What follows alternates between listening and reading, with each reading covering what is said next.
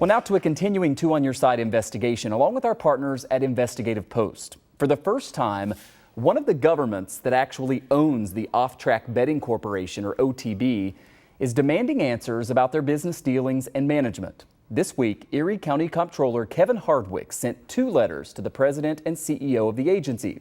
Hardwick had questions about the company providing expensive health insurance to board members, and also asked about the OTB selling land to a group of developers to build a hotel, which OTB then bought back with a big profit for those businessmen. Lots of questions here. Jeff Kelly is an Investigative Post reporter. He's been part of the team looking into OTB for several years. And Jeff, I think you've published more than 24 stories on this topic. You've been all over it. It's great to have you on for this. And I gave just a few bullet points there, but can you fill us in and our viewers about this kind of latest update on these probes into OTB? And also why taxpayers should care about this, because a lot of people, I think, don't realize that this is sort of like a quasi-government agency. Well, yeah, as you pointed out, Michael, what's noteworthy about this is that the comptroller's letters, it's the first time that one of the governments that owns OTB has joined a chorus of agencies and journalists looking at the agency's practices. And why people should care is because these government agencies, 15 counties plus the cities of Buffalo and Niagara Falls, share in the profits that OTB makes. OTB distributes money to these government agencies, to these governments, which is why Erie County Comptroller Kevin Hardwick feels it was appropriate for him to sort of look into these business practices, particularly this hotel development deal, which dates back to 2015. One of the issues that the comptroller had, according to this letter, was over OTB paying for health insurance for board members as well. This is something that you've reported a lot about. I mean, the numbers, I think, will really surprise people. How is that going to play out, you think? Well, yeah, so that is, we've been reporting on it for 4 years, and we're not the only ones who've taken a look at it. The New York State Attorney General, the New York State Comptroller, even OTB's own attorneys have advised the board of directors and its CEO that they can't do that. They can't provide this free, really high quality healthcare insurance to the board directors anymore. And last year, OTB, in a nod to this reality, said that they would stop extending the healthcare insurance to newly appointed board directors, but they haven't really made it clear what they're going to do about the directors who already have been enjoying this insurance for years.